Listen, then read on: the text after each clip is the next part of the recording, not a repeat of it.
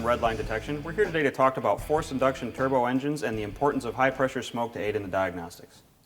Up until now, most technicians have used standard EVAP style smoke machines, which puts out approximately a half a PSI. Now, the reason that those won't quite cut it on this system is most forced induction engines are running anywhere between 8 to 20, upwards of 30, even 40 PSI through the systems.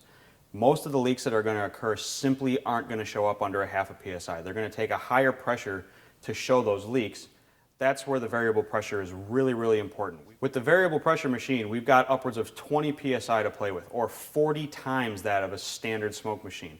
We've got about 5x on the volume, which really helps us find all the leaks that show up in these systems, whether it's wastegate leaks, we see issues with the silicone couplers cracking, the band clamps coming loose, turbo housing O-ring leaks, cracked Y pipes, exhaust coupling leaks where you're simply not going to show up with the lower volume, lower pressures on the standard machines. However, this machine is not a replacement for EVAP. This is another machine specifically designed for forced induction boosted engines. So because of the higher pressures we're using to test these systems, we need to find a better way of sealing them. So what we've come up with for our aftermarket is our easy intake and our easy block off. They're very simple to use. You just install them into the induction system and the tailpipe, inflate the bladders and seal it off for a nice tight seal where you can use the kind of pressures required to test these systems.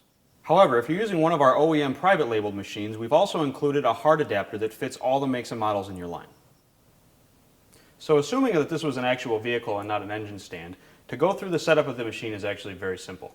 All you need to do is remove the air box or your intake ducting, install the easy intake into the ductwork, connect your smoke hose.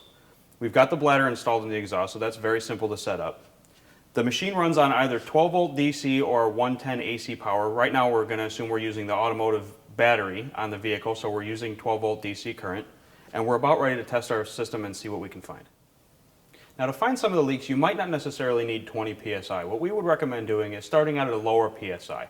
The machine will start out at 0, but you can start out at 5 PSI, 6, 7, slowly working your way up as you need to find other leaks in the system.